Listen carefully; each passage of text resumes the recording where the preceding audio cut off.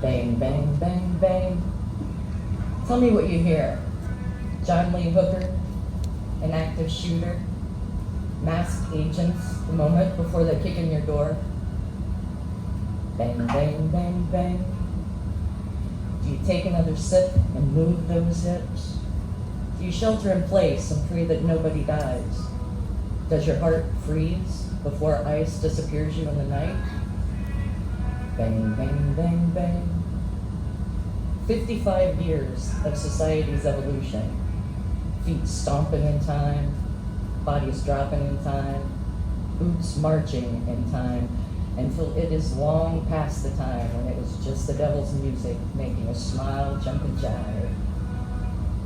Bang, bang, bang, bang. You know, it's got a good beat to it, but it's hard to find the rhythm in the loss of our humanity, and you really can't dance to the tune of our failures and disgrace.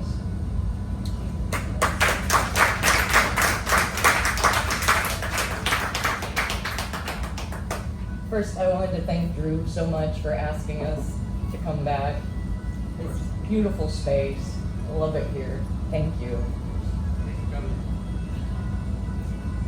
So, there's a low-key buzz that I worry is judgment. I'm trying to ignore it so I can drop my mask and walls and stand in the honesty of my words. I remind myself to breathe as I step in place to play the staring game with the amplifying eyes of a mic that doesn't blink. I am so much worse than naked. I am vulnerable in front of a crowd, and I've chosen to be here to share with you the truth of who I am. I am damaged. I am dirt and imperfection. I am chaos, love, and fear. I am nothing more or less than human, something most of us pretend not to be.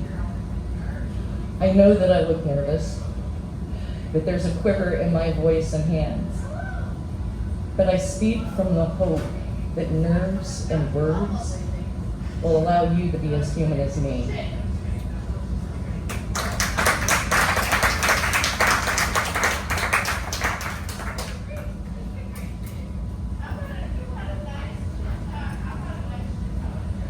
In case you haven't figured it out yet, I really am one of the most awkward humans around, so I just kind of like plow through the poems. I don't talk a lot, because that's just when things get weird.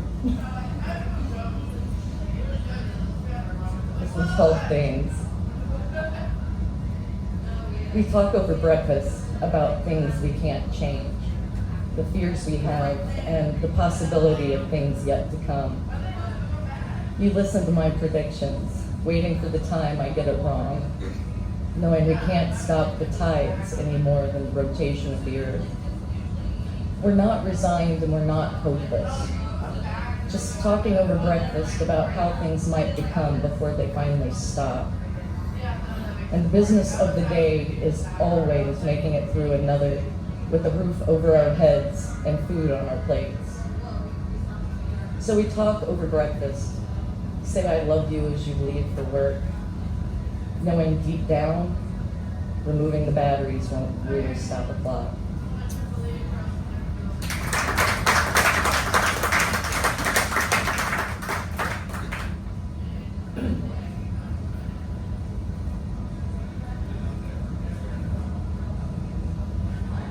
We the people are suffocating on herd mentality, raised from children, grown from children raised to believe whatever lies we were told. Perfect citizens saluting their stained flag who were taught to never question the authority of the few. We're filled with anxiety, viral conformity. You can watch it spreading one dulled set of eyes at a time, but kept too distracted with our vice and devices to call out the wrongs we let them convince us are right. We live in the heart of fucking darkness, but proclaim it as if it were the light of the world, while our conditioned apathy is quietly killing us with every self-medicating overdose we ignore. We have forgotten that knees weren't made for bending just because someone says kneel. trained to be grateful for their table scraps of freedom, like Pavlovian dogs salivating in our jobs and homes. We need therapy to believe the shit smells like roses, wine and happy pills to keep us content in our lives. And you can tell me that this is all normal, but this is how the will of a nation dies.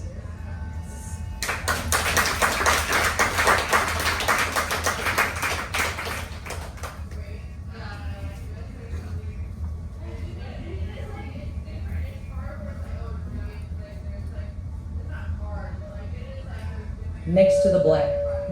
Sorry.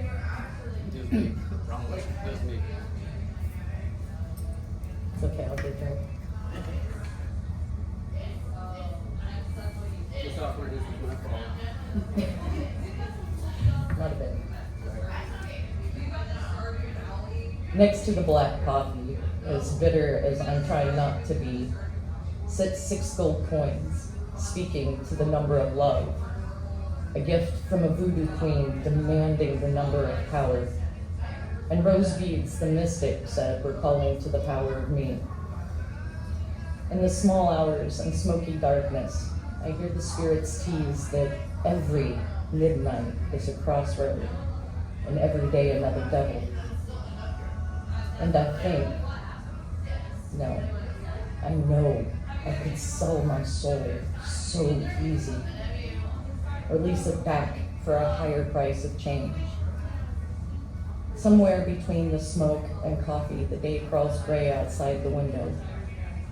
The coins stare, the queen waits, and the stone softly glows. I can hear the spirit's laughter as I stand to strike my bargain. Let the coffee keep the bitter. Let something different begin with me.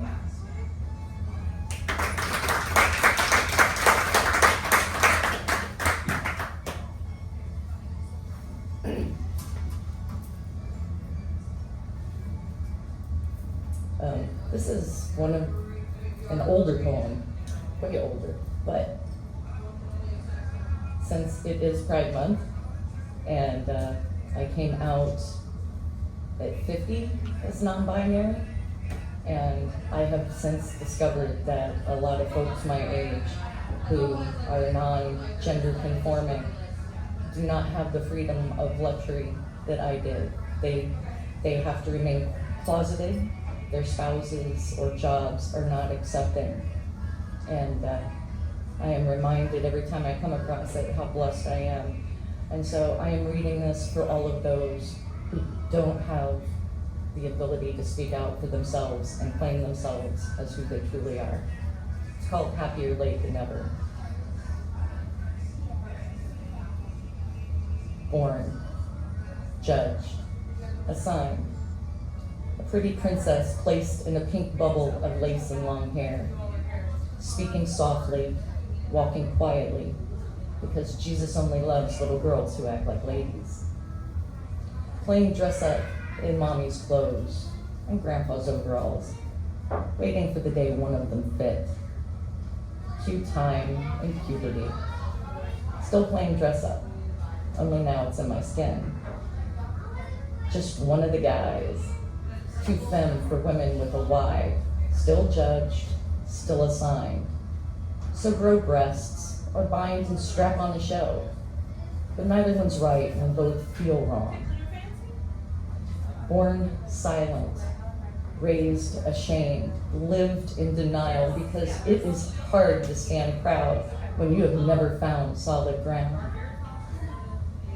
But the world turns, bringing autumn and awareness. Never just heads or tails, simply the coin. Created in the image of the imageless. They, them, him, her.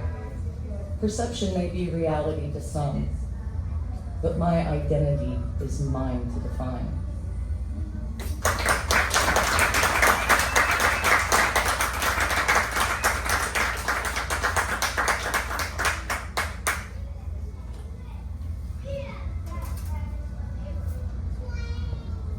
So Wendy's probably really sick of this poem about this point in life.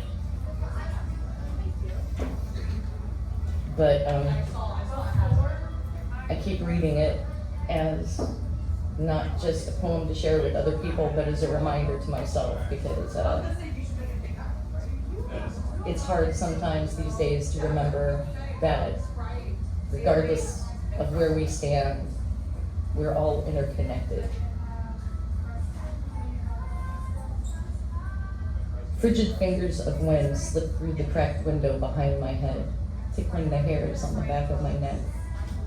I can smell spring just around the corner, the way I could smell dinner from my room before Mom called me to eat. I ignore my neck growing colder, lost in the thought that some small part of this morning's wind could have blown through the years, collecting particles and cells from everything it touched. How many trips around the globe could it have made just to come through my window at this place and time, trading molecules of history for some little piece of me?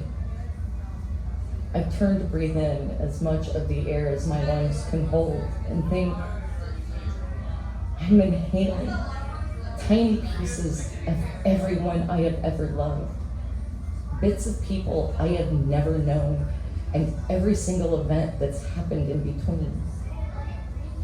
I'm shivering now, but open the window wider, allowing the world in to chill my coffee and numb my toes.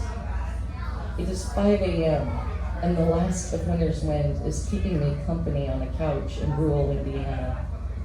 And I am the least alone I will ever be.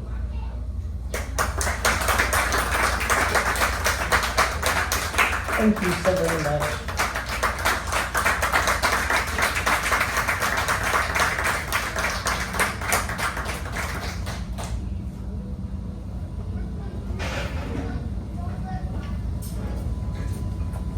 One more time for Christina.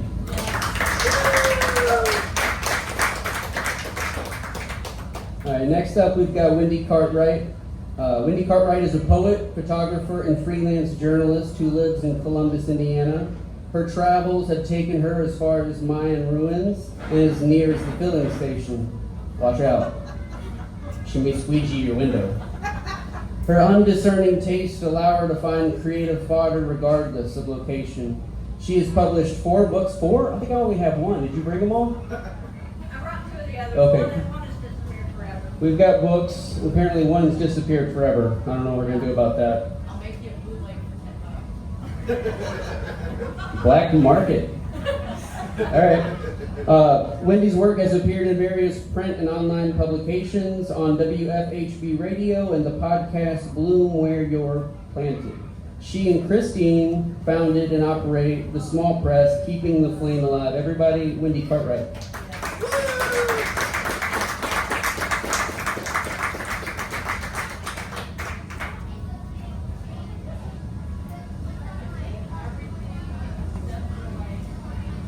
It's not writer's block. That would imply solidity, and there's nothing solid about me. I think I'll call it poet's lack. Devoid, not stifled, borderline apathetic. And you may be thinking, but my dear, you wrote this.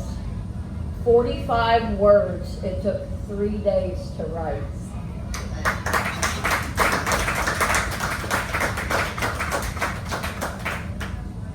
Thank you, AS, for asking us to come.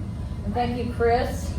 You're my inspiration. They told me today, that, what did you say? Something about I'm my own person, because I said all of the things I've written lately are crybaby bullshit. And Chris said, you're your own person. I said, they're going to kick me out if I don't start being funny again. So I'm probably not going to be very funny today. Troubled water. I feel like a damn fool most of the time. Wrapped in thoughts so tangled they have no meaning. A mash of words that disappear by morning. Is this what it is to be insane? Looney Tunes? Have I cracked up? Or does the wind hit me harder on Tuesday after a Sunday drive, making my Monday legs feel like yesterday's news? While tonight I hear the clock in the dining room chime out a Paul Simon tune, and I'm just glad it's closer to Wednesday.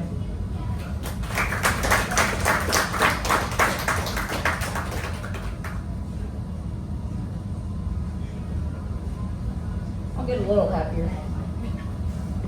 This is called Rich. It's traveling 3 states in a foreign country to see friends because you have the good fortune and ability and the love both ways. It's talking about everything and nothing without taking a breath for so long that you lose track of time. And it's been 5.5 hours and you don't get home until dark. It's turning the radio up so loud that you can't see where you're going and singing along when the only case you've drunk is a case of you and little girl Blue doesn't cry this time. It's saying you're sorry because you were an asshole on the phone, but you care enough today to do the right thing. It's loving your best friend so stubbornly that you can't quit. It's telling a waitress that she's doing a good job on her 3rd day of work, whether she is or not, because it might make a difference in how well she sleeps tonight or if she comes to work tomorrow. It's a hospital and a wheelchair and an I love you.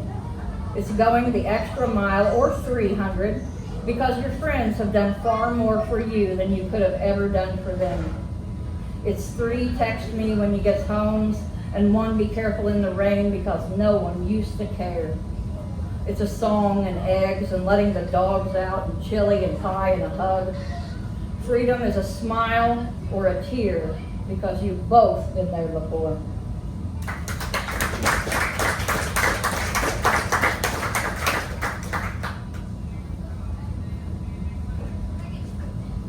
Ocean spray. A can of cranberry sauce sits in the passenger seat of my car. It's some random off-brand, branded because I picked it up at the food pantry. My lucky day, they had milk, and that was 2 weeks ago. Today, I'm eating a $9 baked potato at Wendy's. I get a kick when they ask my name for the order, and a large mellow yellow, which could make me puke, but I want them to call me mellow yellow.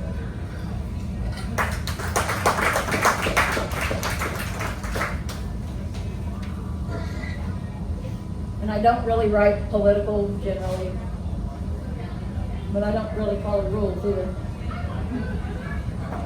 This is called Clutching at Nothing.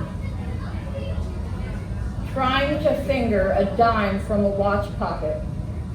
The same coin kept as a reminder, grabbed from tributes, bounced off the toe of a boot 1 million years ago.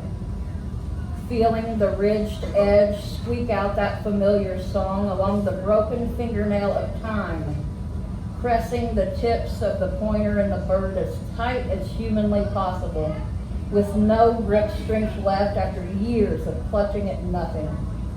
And again, taking the cents from a blind beggar's cup for personal fulfillment, or grabbing a newspaper from the rack before the spring door slams, with a long dead Roosevelt tucked neatly away.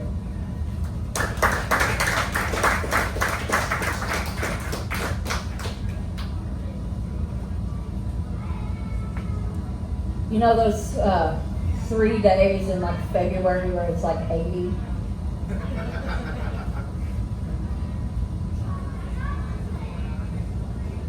This is called affect. Melancholy grows wings, ascending on the 3rd day, a risen beast, dead sloughed off like pine needles of topiaries in the window box, and curiosities sprout in sunlight. Is it over? Am I good? Can I take off my winter coat and wear the smile that only fits in spring? I couldn't, it was February.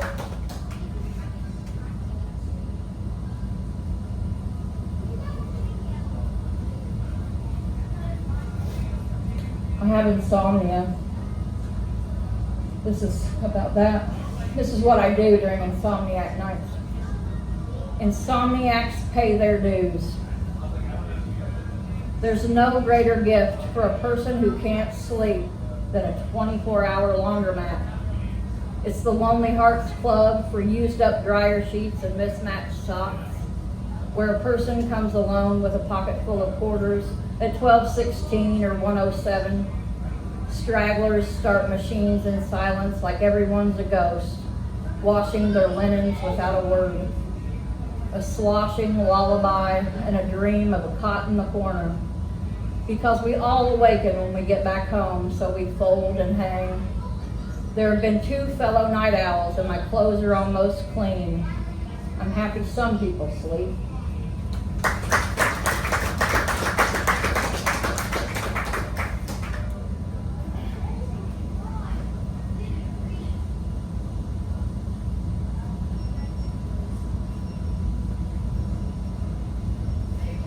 And I'll finish with this. I travel a lot and I take a lot of pictures.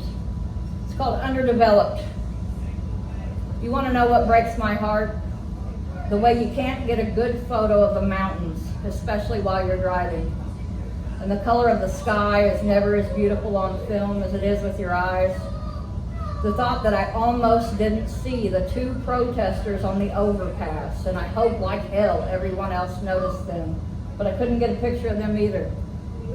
The way I feel like I can't impress upon you how impressive a thing is, but the photo just doesn't do it justice. That there are things and people and places that I don't even know I've forgotten because I don't have a damn picture to run it from. That there are photos I'd love to take, but I'll never have the chance. Thank you.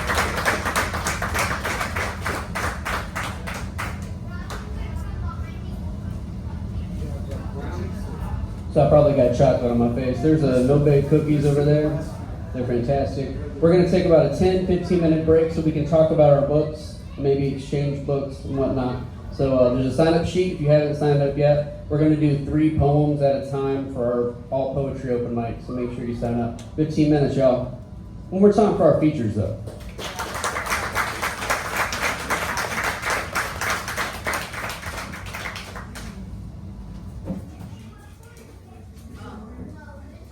I'm trying to figure out